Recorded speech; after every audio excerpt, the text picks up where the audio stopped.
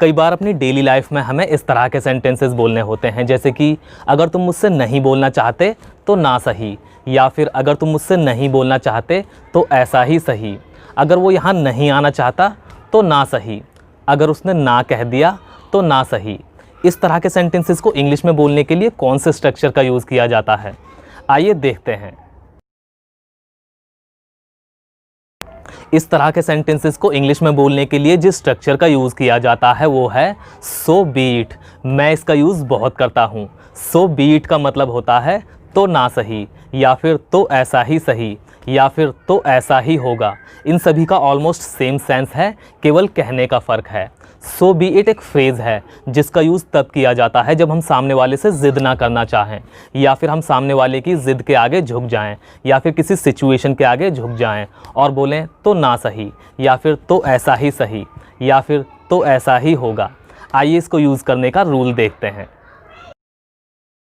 इसके रूल के लिए सबसे पहले बोला जाता है सेंटेंस और उसके बाद सो बी इट।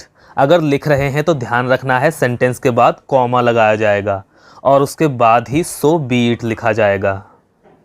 चलिए इसके कुछ एग्जांपल्स देखते हैं और इसको और अच्छी तरह से समझते हैं। अगर तुम मुझसे बात नहीं करना चाहते तो ना सही, या फिर अगर तुम मुझसे बात नहीं करना चाहते तो ऐसा ही सही। If you don't want to talk to me so be it. अगर वो यहाँ नहीं आना चाहता तो ना सही, या फिर अगर वो यहाँ नहीं आना चाहता तो ऐसा ही सही। If he doesn't want to come here so be it.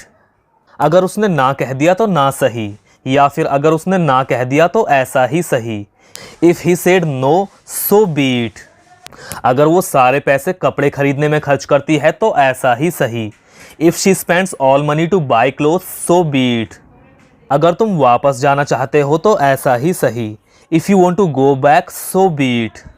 अगर तुम्हारा मैनेजर चाहता है कि तुम घर से काम करो तो ऐसा ही होगा, या फिर तो ऐसा ही सही। If your manager wants you to work from home so be it. अगर इसका कोई मतलब नहीं तो ना सही।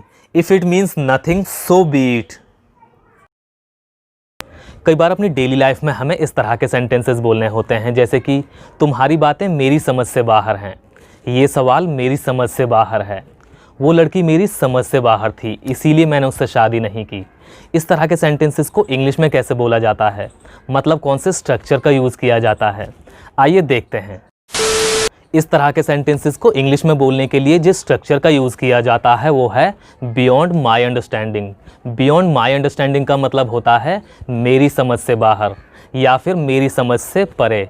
दोनों का एक ही मतलब है, केवल कहने का फ़र्क है। आइए इसको यूज़ करने का रूल देखते हैं। इसके रूल के लिए सबसे पहले बोला जाता है सब्जेक्ट और उसके बाद हेल्पिंग वर्ब और उसके बाद बियॉन्ड माई अंडरस्टैंडिंग। इसमें ये जो माई है ये आपके बोलने के हिसाब से चेंज हो सकता है, जैसे कि beyond his understanding, her understanding, our understanding etcetera. चलिए इसके कुछ एग्जांपल्स देखते हैं और इसको और अच्छी तरह से समझते हैं। तुम्हारी बातें मेरी समझ से बाहर हैं, या फिर मेरी समझ से परे हैं। Your talks are beyond my understanding. ये सवाल मेरी समझ से बाहर है, या फिर मेरी समझ से परे है। This question is beyond my understanding. वो लड़की मेरी समझ से बाहर थी इसीलिए मैंने उससे शादी नहीं की। That girl was beyond my understanding, that's why I didn't marry her. भाई सब कुछ मेरी समझ से बाहर था। Brother everything was beyond my understanding. तुम मेरी समझ से बाहर हो रहे हो, you are being beyond my understanding.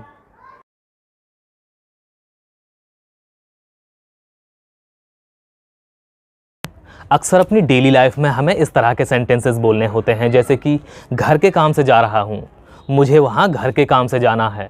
वो हमेशा घर के काम में बिजी रहता है, अगर तुम घर के काम से फ्री हो जाओ तो मुझे बता देना। इस तरह के सेंटेंसेस में ये जो घर के काम से या फिर घर के काम में है, इनको इंग्लिश में बोलने के लिए जिस स्ट्रक्चर का यूज़ किया जाता है वो है हाउस रिलेटेड वर्क। अगर आपको बोलना हो घर के काम से या फिर घर के काम के लिए, तब आप फॉर हाउस रिलेटेड वर्क का यूज़ करेंगे, और अगर आपको बोलना हो घर के काम में, तब आप इन हाउस रिलेटेड वर्क का यूज़ करेंगे। आइए इन दोनों को यूज़ करने का रूल देखते हैं। इसके रूल के लिए सबसे पहले बोला जाता है सब्जेक्ट, फिर उसके बाद हेल्पिंग वर्ब प्लस ऑब्जेक्ट, और उसके बाद फॉर हाउस रिलेटेड वर्क या फिर इन हाउस रिलेटेड वर्क। चलिए इसके कुछ एग्जांपल्स देखते हैं और इसको और अच्छी तरह से समझते हैं। घर के काम से जा रहा हूँ, I am going for house related work. मैं वहाँ घर के काम से गया था, I went there for house related work. वो घर के काम में बिजी है, she is busy in house related work. मुझे घर के काम से मार्केट जाना है, I have to go to the market for house related work. इतना सस्ता और मेरा मोबाइल, ऐसा लड़का और उसका बॉयफ्रेंड, इतनी महंगी और मेरी कार, इतनी गोरी और उसकी वाइफ। इस तरह के सेंटेंसेस अक्सर हमें बोलने पड़ जाते हैं या फिर सुनने को मिलते हैं। इनको इंग्लिश में बोलने के लिए कौन से स्ट्रक्चर का यूज़ किया जाता है, आइए देखते हैं। गाइज, इस तरह के सेंटेंसेस को इंग्लिश में बोलने के लिए दो स्ट्रक्चर्स का यूज़ किया जाता है। पहला है so plus adjective plus and और उसके बाद पजेसिव एडजेक्टिव और उसके बाद नाउन, और दूसरा है सच प्लस नाउन प्लस एंड और उसके बाद पजेसिव एडजेक्टिव। अगर हम कहें इतना सस्ता और मेरा मोबाइल, इस सेंटेंस में सस्ता जो है ये एक एडजेक्टिव है, इसलिए हम फर्स्ट वाला रूल फॉलो करेंगे। और अगर हम कहें ऐसा लड़का और उसका बॉयफ्रेंड, इस सेंटेंस में लड़का जो है ये नाउन है, इसलिए हम सेकंड वाला रूल फॉलो करेंगे। चलिए इसके कुछ एग्जांपल्स देखते हैं और इसको और अच्छी तरह से समझते हैं। इतना सस्ता और मेरा मोबाइल या फिर इतना घटिया और मेरा mobile, so cheap and my mobile. ऐसा लड़का और उसका boyfriend, such boy and her boyfriend. इतनी गोरी और उसकी wife, so fair and his wife. इतना इंटेलिजेंट और तुम्हारा दिमाग, so intelligent and your mind. इतना बड़ा और उसका घर, so big and his house. इतनी घटिया और मेरी सोच, so cheap and my thinking. इतनी महंगी और मेरी car, so costly and my car. एक सेंटेंस आपके लिए, अगर तुम नहीं हंसना चाहते तो ना सही, आपको ये सेंटेंस सो बीट का यूज़ करके इंग्लिश में ट्रांसलेट करना है और कमेंट में लिखना है। मैं चेक करूँगा। Let's see how many people give correct answer. Best of luck. तो गाइज़, आज की इस वीडियो में बस इतना ही। आई होप कि आपको वीडियो पसंद आया होगा और आपको इन सभी स्ट्रक्चर्स का यूज़ अच्छे से समझ में आया होगा। अगर आपको कोई डाउट हो तो आप कमेंट करके पूछ सकते हैं। तो मिलते हैं अगली वीडियो में एक नए लेसन के साथ। Till then take care.